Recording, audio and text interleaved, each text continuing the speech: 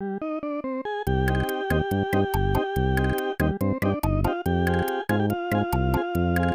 told you guys I was going to be reviewing Tubi movies, and today I am reviewing Father May I, and Jesus Christ was it garbage. It was really bad. I'm telling you guys, I be doing a lot of suffering doing the stuff that I do for you on this channel. Watching the movies that I've watched, following and listening to the content creators that I've listened to. Christ almighty, the pain. Listening to people like Myron Gaines for hours, Dr. Umar for hours, Cooley, oh my God, Pearl, dude, I mean, y'all have the Fresh, Jesus. The people that I've had to listen to covering this channel have been torturous. Now, listening to Stevie Knight wasn't so bad because I already like watched Stevie Knight videos. Like, I know he speaks incredibly slow, like he's like dragging through sand, but you know, I mean, I already get it. Like, I mean, that's just Stevie, so I don't really hate on his speaking speed, but I'm telling you, listening to some of these other people has been utter hell. And diving into these movies has been like, it's been a guilty pleasure, but it's been kind of painful. Father May I was a really bad movie, you guys. I'm telling you, Sloppy Seconds was a good one, but it was also shitty. I mean, these like historically terrible cinematic masterpieces that are trash, I'm telling you, it does something to you. You know, you peak when it comes to happiness, like, wow, I'm getting some like joyful glee out of watching this because it's so painfully awful. But then it's like, dude, I am like killing myself watching this as well. But anyway, let's go ahead and start. So just introducing you to the main characters of this movie. I mean, well, Clarence is not really a main character. He's the guy with the do-rag, the cigarette, and the wife beater over here with the pot belly who's constantly drinking beer and crashing out early in this movie. He's part of this main cast, but he's not really a main character. Then you have his girlfriend, Wendy, who has the three kids. You got Letitia, Melissa, and Nigel. Now, Nigel is the younger boy. Letitia is, well, the older sister. And then you got Melissa, who's the darker sister and the younger sister. I don't know why I pointed that out, but I mean, it's easier to tell that way, but that's the order of that. And then later you're going to be introduced to her mother, Susie, and then you're also going to be introduced to Uncle Willie, and then also to Leroy. Now I'll get to them a little bit later, but basically the introduction to this movie, you see them all here, and essentially Clarence has crashed out. He lost his job, and he hates himself, and he hates his life, and he definitely hates these kids. Now he's over here trying to throw a party in the middle of the day, and it's like, what are you doing? Like, this is what your life is like at this point in time, where you're just throwing parties out here in the middle of the day and just drinking some beer with your homies, over here yelling at these kids because somebody was like, oh my God, who is that around the corner? Then he just lashed out, and they felt all uncomfortable and shit, and they're like, man, I feel real bad. I'm like, I didn't really mean for the kids to get in trouble and whatnot. I just was like, who is that? And then Clarence decided he was gonna flip his lid for whatever reason. I mean, because Clarence is unhinged. And then, you know, so he took out his pain on the kids, threw them outside, and did not care what happened after that. He's like, all right, it's time to party. And then they proceeded to throw the cringiest little dance scene in that I've seen in quite some time. Like, first of all, this must be one of those like California homes where they're out in the, like, you know, like the lower income homes where there's like 8 by 7 feet of space in the living room. Like, there's no room for them in this living room to be dancing like this. And there's only 3 of them. They seem crowded. Like, they're all tight, and I'm just like, well, is this a party? Well, Clarence thought it was, and it was cringe. But nonetheless, it leads to the next scene where Wendy is coming back home, and Wendy is sick and tired of Clarence's shit about having all these parties all the time, drinking in front of the kids, cussing in front of the kids, being mean, and then he gets upset, and he slaps the piss out of Wendy, which, you know, that's just the same thing in all these Tubi movies. There's nothing but a bunch of violence against women, a lot of rape, a lot of molestation. I mean, it is a lot of terrible things that takes place in this movie, and this one is no different. So the kids are crying out, they're upset that the mama is getting beat the dog shit out of next door. So they're over here like, please don't beat our mama, please stop it. And so they're begging, and I get it. And then Clarence is over here talking about, oh no, like, you need to do something about them kids because I hate these kids, and if you don't do something about them, they're gonna be some dead kids. I mean, he said some crazy stuff, and then he pushes the mama down, and that's pretty much the end of that scene. So pretty much you quickly jump forward, and it's essentially like the next day, and Wendy and the kids are going to get ready to leave. Clarence is pissed off. He's over here like, where y'all going? And it's like, we're leaving. I don't want to be here anymore. Come to find out, she had been there for 7 years. I find it kind of weird that she seemed to leave very easily now. All of a sudden, this last slap around was just one too many. She just couldn't take it no more. I'm glad she finally reached her breaking point after 7 years, but she decided to finally break away and leave. Now you can see that she has sunglasses on here, and I'm telling you, she was hiding something spectacular underneath those sunglasses. So Clarence is pissed off, and then essentially they drive over to her mama's house, where you're gonna be introduced to Grandma Susie and Uncle Willie. And Uncle Willie is quite the character. And I really hate the fact that he was named Uncle Willie, because Willie is the name of my dad, and my dad is the exact opposite of this man in this movie. Anything but this man in this movie, I'm telling you. And it really upsets me to watch this, because it hurts every time they say Uncle Willie. It's painful. It's really painful for me to like endure this experience knowing that's the name of my dad. But Wendy sees this guy across the street in this like jumpsuit, blue, like baby blue jumpsuit with the sunglasses on and necklaces. And I'm telling you, listen, first of all, I don't know if it's just me, but I have never met any brother who wears this outfit that is trustworthy. Every single one of these people is scummy. I do not trust this brother. You can't trust this guy for anything. This is the kind of dope dealer that will sell you anthrax instead of cocaine. He will do you dirty. This man will watch you die. I'm telling you, he will cheat on every woman that he's ever seen. He will beat every woman he's ever seen. He will lash you out. He will steal all your money. This guy is no good. Like, I'm telling you, I don't know what it is, but every brother I've seen like this in real life with these pasted on beards and these fabricated hairlines where it's fake as shit, I'm telling you, you cannot trust them. These people are sick. There's something wrong with them. I don't know what it is, but they are a disease. I don't know about you women, but I'm telling you, every single one of these brothers, they are effed up. Every single one of them is contaminated with some type of virus that turns them into this brother specifically. Like, this is an archetype a black man. The brother with the jumpsuits, and the chains and the sunglasses. This is a specific archetype of guy. They exist. Please tell me what you think about them in the comments. But anyway, they go inside, they're introduced to the family, and you immediately know that Uncle Willie is completely weird. Now, I completely forgot to mention the intro to this movie. I don't know how I keep forgetting about the intro to this movie. It was weird as shit. And then once you see Uncle Willie, you know that was him in the intro. Acting all strange. I'm telling you, there's a lot of weird stuff that was going on. This man was over here delirious, acting like the Joker with lipstick on, cross-dressing, dancing, saying he's crazy, like talking to himself. It was one of those type of scenes. And yeah, he was doing the thing.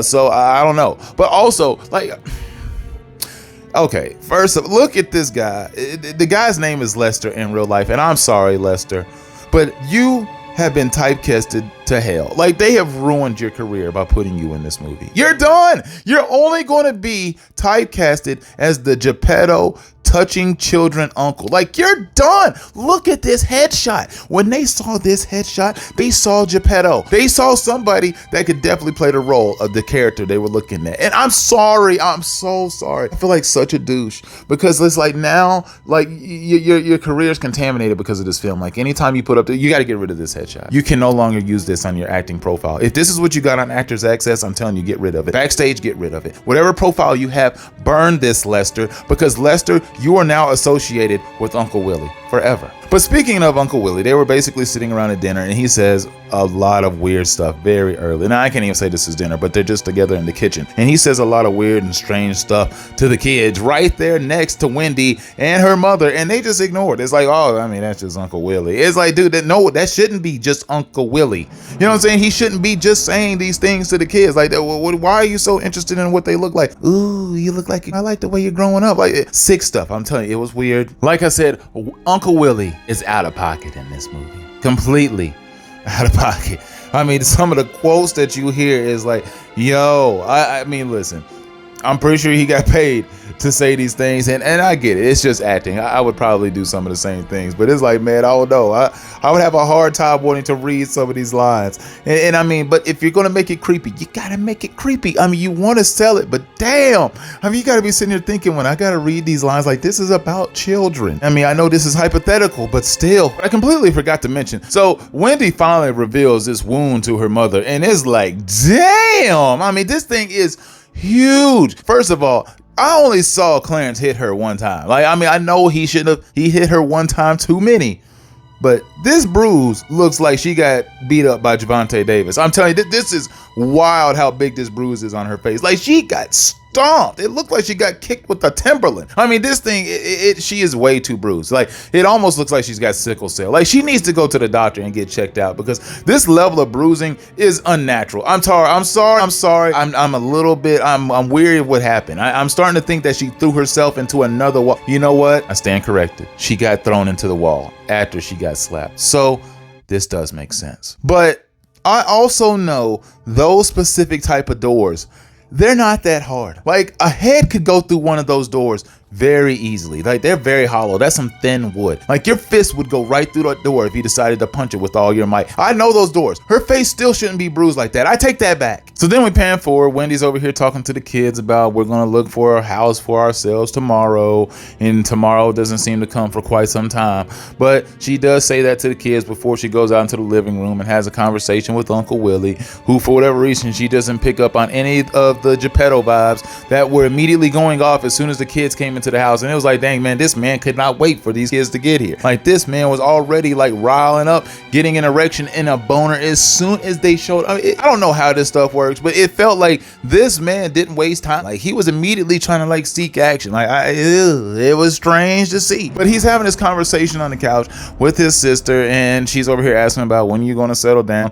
And then he throws out some weird dialogue talking about, well, you know, me settling down, that just ain't quite my thing. But thank God y'all here, because now mother isn't going to be bothering me as much. And it's like, what does that mean? And you don't get a resolution to that, you know, question yet. I mean, but you will get something figured out very soon. So right after they had this conversation, Uncle Willie sees Letitia like sneaking through the hallway. She's tired. She's looking for a snack or something like that. And he's like, oh, hey, why don't you spend some time with Uncle Willie? You can go down to the basement with me. And she's like, fine. I mean, I guess if it's a place to sleep, you know, like, that's not with her brother and sister in the same bed. She decided to take him up on that offer and go downstairs. Well, they go downstairs and Uncle Willie decides to be all weird and be like, hey, you want a beer? You've ever had one of those? And so Letitia starts getting a little weirded out. Uncle Willie, you know, picks her up after she passes out. I was starting to wondering if he like dropped a little like Cosby into that drink and then put her back on the bed. I'm not so sure what happened. Thank God this movie didn't cross that line. But you see the next day where she's hanging out with her sister and you start thinking maybe something's a little bit up, because she's playing very aggressively with these Barbie dolls, which is a stereotypical trope in these movies where kids have been like, I guess, diddled a little bit, and she's being aggressive when she's playing with these toys. So you're thinking something is a little bit off. So Wendy comes home and she decides she wants to play the game Father May I. Oh my God, the title of this movie has finally been introduced. So they're out in the yard playing Father May I BS or whatever. It doesn't matter. I don't know what the point of this game was. It was just like basically Simon Says, another version of that. But in this scene, Wendy's sitting there chilling with the kids, and then all of a sudden, guess who shows up? Clarence. Clarence's fat ass decides he's want to pop up out of nowhere drunk, and I'm starting to wonder, like, he shows up with this bouquet of flowers, right? Like, is this due to budget, or was it the fact that this buster dude in this movie was so sorry that he actually showed up with things that were worse than dandelions? Like, he looked like he just went out into the field and just picked weeds, put them together and handed it to her, and it's like, oh, fine, bitch, if you don't want to like be with me, then fine, that's cool. Because Leroy, the guy from the jumpsuit situation earlier, that untrustworthy looking brother, he pops up out of nowhere, the Captain Save-A-Ho, saving this chick. Like, he does not know her. All he did was side eye from across the street, and now he's ready to put his life on the line. What if Clarence was dangerous? What if Clarence was really about that life? He was already about that life when it came to wanting to kill them kids. What if he wanted to kill you? What if he was strapped, blew your head off? Could have died right out there for nothing. Pointless. Didn't even get the cheeks. You were out there trying to play Captain Seven, you know what I'm saying? But he were trying to do that, and instead, well, it worked out for him, I guess. Because Clarence gets upset because, you know, Leroy put them hands on him real quick. He pushed him, and Clarence is like, all right, fine, you're a bitch. And then he left. So Leroy was like, all right, since I came over here and saved you, now you pretty much owe me, right? Like, you know, do you want to go out for dinner sometime? Like, Leroy wasted absolutely no time. It's like, I mean, look, I've seen you from across the street and now I've saved you. Can I take you out? It's like, I mean, this progresses really quickly. And I'm like, I don't know, but Leroy's trying to make a lot of moves real fast, it feels like. But I'm telling you, these DJ Envy lookalikes, like these clones, these cronies, these folks are not trustworthy. They are just as much for the streets as those chicks that be on Fresh and Fit. They're the exact same. You cannot trust these guys. So the next scene is literally Wendy and Leroy going out on a date. And I guess as soon as they go out on this date, they have an intimate moment. And look, all I know is it seems like Leroy wants to make moves very fast and Wendy falls for it. I'm telling you, all the red flags in the world. I just don't understand. Like, Wendy is so stupid. Like, I mean, first of all, Letitia is clearly already early in this movie showing signs of a kid that has had some weird stuff going on. And she is just paid no attention to that. Just ignored all of those red flags. Ain't paid attention to the fact that Uncle Willie's been, Grandma Susie has been a little strange. Just ignorant to all of that. Still trying to get her cheeks clapped. She already got one baby daddy that's in jail, which is the father of Nigel over there. And then she was dating Clarence for 7 years. I'm like, what is going on? I just... Like, Wendy, and all these terrible decisions, what you find out, which once again is a common theme in these Tubi movies, is that these chicks is stupid, just dumb, just like the chicken sloppy seconds. L after L after L after L. The same thing is going on with Wendy here. Then the next scene gets really weird. They go in, and it's in the kitchen again, and you got Grandma Susie and Uncle Willie's at the house, and they're sitting around, and I guess they're going to get ready for either dinner or to go out or something like that, and they need to wash up. And then she tells Nigel to go down and get washed up with Uncle Willie. Then Letitia walks downstairs, and she sees that Uncle Willie's taking off Nigel's shirt, and she's like, what is going on here? This is strange. And yes, it was strange looking. But Uncle Willie's like, oh, nothing. So he's starting to panic a little bit, and then he tries to, talk to him a little bit, and then he wants to play, hey, let's play a game. Yeah, he actually threw that line out there. I was like, damn, dude, I don't know who wrote this damn movie, but I swear they just put this stuff straight into ChatGPT, because this doesn't feel like humans wrote this. It just doesn't. It doesn't feel like there's any human life to the script. Just vague dialogue. Like, even the stuff that Clarence was yelling out early in this movie felt like, I don't know who wrote this. Like, if you wrote this out, did you feel like this sounds convincing? It doesn't. It just sounds like, typical AI. So they play a game of what Uncle Willie says, and it gets weird for a second, and then Uncle Willie says this crazy line. Take off your pants. But luckily, that was just so they could actually go take the bath. I'm not really sure what happens after that, because then they just pan to the next scene. Now, the next scene, the plot starts getting even crazier, where you got Wendy talking to her mom, Susie, over there in the living room, where you come to find out that, well, Wendy had been getting violated from her dad when she was younger. And it's like, dang, that's really tough. And then you find out that, Grandma Susie, well, she likes little boys. She just kind of slipped up and said, well, I had this problem, like touching little boys when I was younger. Just slip that in there. And Wendy, all she really was like, what? Like, she didn't have a whole lot of rebuttal to that. Like, I thought there would be more shock, more something. And the thing is about Wendy's character, I'm pretty sure I've seen her in another Tubi movie. I mean, she might have been in the Benzino movie. Like, I don't know, but I feel like I've seen her in another Tubi movie. She might be one of those who's on like the Tubi gravy train, where it's like, we gotta book her. And they get her in all of these films. But her character in this one is like, damn, yo, like, why is she so stupid? I mean, she's just still ignoring everything that's going on around the house, and like this response to her mother, like revealing that she was a Geppetto too. So come to find out that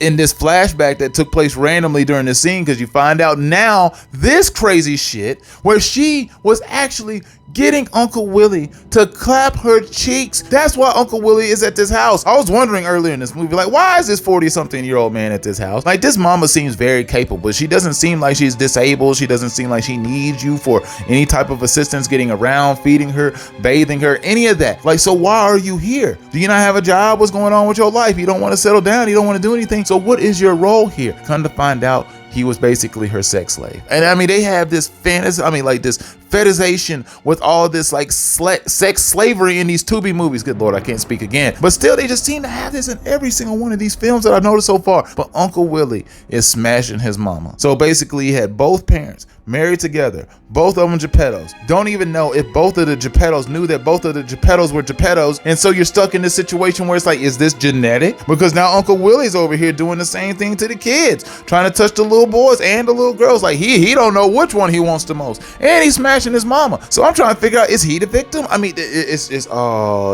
wild. So we just pan over to the next scene like none of that stuff ever happened. And now all of a sudden, Wendy and Leroy show up with the kids, and they're all happy and they're lovey-dovey. And Leroy basically announces that him and Wendy are now going to get married. Married? Yes, they're going to get married. They have actually gotten to that point already. Only been a couple of months. Revealed it's been 3 months of this relationship, and now Wendy is ready to make another terrible decision. Because as soon as he announces this, his energy changes up. Now all of a sudden he's like, I'm your daddy now, Nigel. F him. Like, we over here trying to pray, son. Why aren't you paying attention? And then he's over here lashing out the kids. His tone with the kids was very direct. Like, he really is the father of these children. Like, homie, you only been around for a little bit of time. You need to relax. You is not my daddy. My daddy in jail. Now he calling me right now, which he was. And then like he's over here trying to crash out. He's like, what, the daddy that's in jail? I'm his daddy now. Tell him that. And I'm like, damn, okay, something's wrong with Leroy. I was like, okay, my God. I mean, Wendy done already made another bad decision. I'm telling you. The jumpsuits. The kids weren't really happy about it, but they did come around to the idea because they love their mother, no matter how stupid she is, no matter how much she seems to ignore the fact that Letitia doesn't want to talk at all, and that she's standoffish. And it's like, how do you not realize something is off with your daughter? What are you paying attention to? I don't even know if, like, I mean, Wendy really works. She just shows back up at the house. I mean, this woman is so oblivious. Oh my God, she's such a terrible mother. And I mean, but at the same time, she's trying to do her best, I guess. I mean, she was tough. She was really taking them like this to the face and whatnot. But it's like, is that enough? I mean, is that enough? It doesn't feel like it. So the kids get put to bed, and then you got Wendy and Leroy chilling in the living room, and this is when all that shady behavior that I'm telling you about these guys pops up, and Leroy all of a sudden pulls out this cap, and all of a sudden you find the cocaine inside the cap, and he's like, oh baby, we need to do this stuff. And it's like, oh my God, I don't do this. And she acts like she's like, I don't get down like that. And Leroy's like, it's cool, we get down like this. And he starts using all this manipulative language, starting to say like, these are all our kids, and you know, this is how we get down. I'm telling you, and she bit it. She just like ate it up, and she did the coke, and then they got all intimate and started doing their own party. And then they flash over to the coke on the table like it was going to be like revealed later, like the kids or somebody was going to like snuff it or to get a hold of it or something like that. Nothing happens. They just pan over to this cocaine for no reason. It's just there, like it was building up for some moment later that never happened. I mean, it was a real big letdown. But again, red flag. I mean, it's like, dude, as soon as y'all like announce that you're going to get married, then you see that Leroy is over here ready to do some cocaine. You clearly don't want to do it, but then you're like, I'm still going to marry this guy. I mean, how do you keep making these terrible choices? So we flash forward immediately. They're married now. So now Uncle Willie's over here asking for Nigel to go get him a beer and whatnot. He's like, hey boy, what's going on? Where's my beer? And Letitia smacks the beer up out of his hand, saying you ain't got to listen to Uncle Willie all the time. Uncle Willie gets a little bit upset. And Leroy's over there like, hey, what's going on? And they're just having a good time. I mean, they took their little courthouse wedding and they're having this basic ass reception. And this leads to a creepy ass scene in the basement. But before I get to the creepy ass scene in the basement, Clarence is randomly across the street with his homeboy Smoke, who I forgot to mention earlier in this movie, where randomly there was a scene where Clarence was just sitting around here bitching about how he wanted to be with Wendy so bad, but he just hated them kids so much. If he could just basically kill them kids and get them up out of the equation, then everything would be okay between him and Wendy. When it's like, are you sure, homie? Like, you seem to be doing a lot of bitching about this woman. Why do you want to like go back to her? Like, it seems like this relationship wasn't very good, and all of a sudden you're over here stalking this woman now. Like, me and you are over here doing a stakeout, waiting for what? Like, they are just sitting out here waiting for them after this reception. He done found out that she got married. I guess he wants to put a hit out on homeboy Leroy, and they're just sitting out there waiting. And this like turns into nothing. Another cliffhanger. We're panning back to the basement scene where you got Uncle Willie and then you got Nigel, and they're chilling, and then Uncle Willie starts saying the weird stuff about a man could like another man and all this stuff like that. And Nigel's like, ooh, dude, I don't know, like this sounds like some weird stuff, Uncle Willie. Like, why are we talking about this? And I don't know, man, I'm getting a little strange and weirded out down here. And then you pan upstairs and you got Letitia, and then she finds this bottle of pills, and apparently she just has had enough since nobody's paid attention to any of the red flags and the fact that she's been checking out on life for the entirety of this movie damn near. And then she takes these pills. Her sister Melissa finds her on the ground passed out. Everybody freaks out. She finds her mama. Her mama's over here screaming to the heavens, oh my God, how could this happen? And like Melissa, right before she said this, she said like, oh my goodness, she said before she did this that she did not want to live with Grandma Susie and Uncle Willie anymore. She said that. And then the mama still said that. Like, did you not just hear your daughter? Like, clearly her listening skills were dog shit, and that's why Letitia is in this position. She couldn't even hear the fact that Melissa just stated the fact that she didn't want to live with Grandma Susie and Uncle Willie because they were weirdos anymore. She didn't even understand that. Couldn't even pay attention to the fact that all this weird stuff has been going on this entire movie, and now her daughter's down there all freaked out and damn near dead. And so Leroy knew exactly what to do because Leroy's got the coke issue. I mean, he's a guy who's been around a lot of drugs. He's like, oh, don't worry. I've already done this a couple times. I've dealt with my share of pills. I know what to do. Go ahead, start start gagging her. Let's call 911, which is what he immediately starts to do. Tells them to gag her. They don't gag her. She just starts coming to for whatever reason. Uncle Willie comes back upstairs like he done got his swag back, like Stella done got her groove back with Nigel, and then you start wondering, like, did something go down there? I mean, he had no idea. But then he finds her and she's passed out. He starts freaking out, and then she starts coming to again, and Letitia starts snitching on Uncle Willie, and Uncle Willie like, don't listen to her. Oh my God, she's lying. I'm not a Geppetto. I'm not a Geppetto. And I mean, it just gets really crazy at the end. And then the mom was like, how could you? And then they throw Uncle Willie out. Uncle Willie just leaves in the middle of the night to nothing, nowhere. He lives in that house. He has no car, apparently. So I'm trying to figure out, where the hell did he run? Did he just go run off into the woods? I mean, they just pan over to the next morning. Like, Uncle Willie just ran off in the middle of the night. Like, nobody called 911. Nobody said there's a Geppetto, like, lurking the streets. They just let Uncle Willie go on. I mean, it's like, dude, I mean, why is everybody so complicit in all this heinous shit? Why? But that's pretty much the movie. And then it pans over to like some child, diddler statistics, and it's getting all weird. And then there's also this end credit scene where randomly you find Uncle Willie, and he looks like he's trapped in some dungeon, screaming to the heavens, scared to death. And it's like, who got him? Did the mama find him and snatch him up? Did she shoot him with some tranquilizer? Like, how did she reel him in? How is he in the dungeon? Who got his ass? Why is he down there screaming like this? I mean, and then the next is Letitia sitting down on the ground with blood on her hands saying, Father, may I? It made absolutely zero sense. This movie was dog shit. It was garbage. I'm sorry, but you should watch it. It's only an hour long. See ya.